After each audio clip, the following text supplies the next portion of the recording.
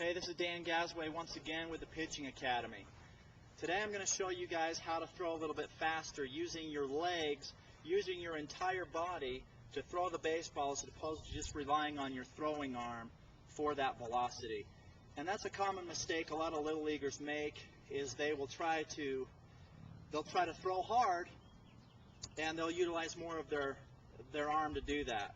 So today we're going to show you how to utilize your legs the right way. The first thing I'm going to do is get in a balanced posture stage, and we'll talk about that here in a minute.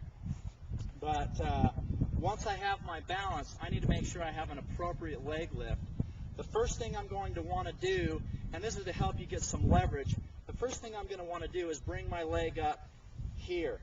Okay?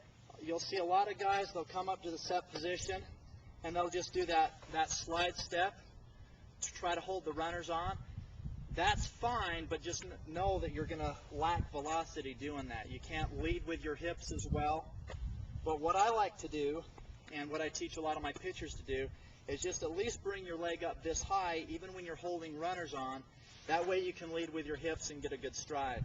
Now, a lot of guys, they won't, your stride is supposed to be at least 100% of your height. You know, I've worked with pitchers that have a stride that's 120% of their height. That's outstanding because you're getting out there. That's where that energy is going to come from. Now, if you're one of those pitchers that's 75-80% stride, okay, 75%, 80, your stride is 75% or 80% of your height, you need to try to lengthen that. Get used to getting out there. And that's a velocity tip right there. So the first thing that you want to do is make sure from the wind-up, when you're coming from the wind-up, you've got to make sure that you bring your leg up this way, okay, right here, as opposed to just bringing your leg up right here. There's that much difference in how much velocity or how much momentum you can create to foot strike right away. So I like to bring my leg up here so I can just propel myself forward. One of the great things about leading with your hips is that not only does it create a lot of momentum to foot strike, it actually relieves a lot of pressure on your throwing arm. Okay? So the first thing that we're going to do is teach you, first of all, how to bring your leg up and lead with your hips.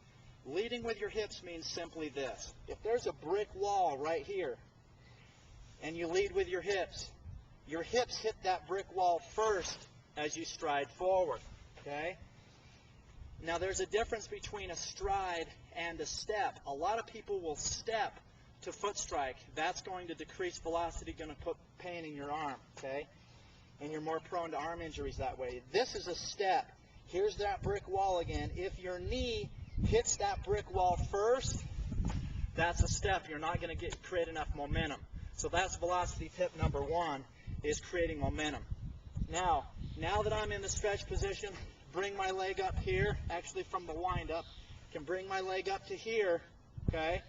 I'm going to lead with my hips and get a long enough stride, about at least 100% of your height, and always work up to that.